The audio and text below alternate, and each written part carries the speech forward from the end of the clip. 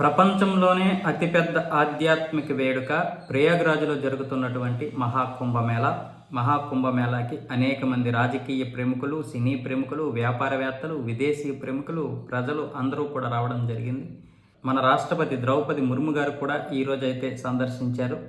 ఆమెకు ఉత్తరప్రదేశ్ గవర్నర్ ఆనందీబెన్ పటేల్, అలాగే ముఖ్యమంత్రి సీఎం యోగి ఆదిత్యనాథ్ గారు అయితే ఆమెకు స్వాగతం పలికారు. ఆమెతో పాటు బోట్లో ప్రయాణించారు. వలస పక్షులకి ఆహారాన్ని కూడా అందించారు రాష్ట్రపతి గారు. తర్వాత పుణ్యస్నానాలు ఆచరించారు.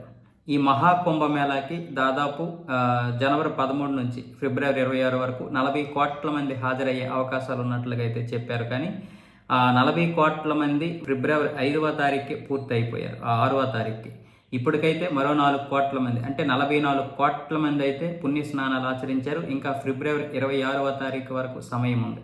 అక్కడక్కడ చిన్న సంఘటనలు కూడా జరిగాయి. కొన్ని టెంట్లు కాలిపోవడం, అలాగే తొక్కిసలాట్లో ఒక 30 మంది మరణించడం మినహా అంతా కూడా సవ్యంగానే సాగింది.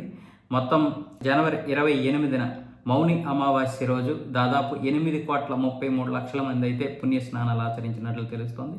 అత్యల్పంగా 80 లక్షల మంది అయితే హాజరవ్వడం జరిగింది. మొత్తం మీద మహాకుంభమేళాకి 50 కోట్ల ప్రజలైతే పుణ్యస్నానాలు ఆచరించే అవకాశాలు అయితే ఉన్నాయి ఫిబ్రవరి 26వ తారీఖు వరకు. ఇంకా పెరిగినా పెరగవచ్చు.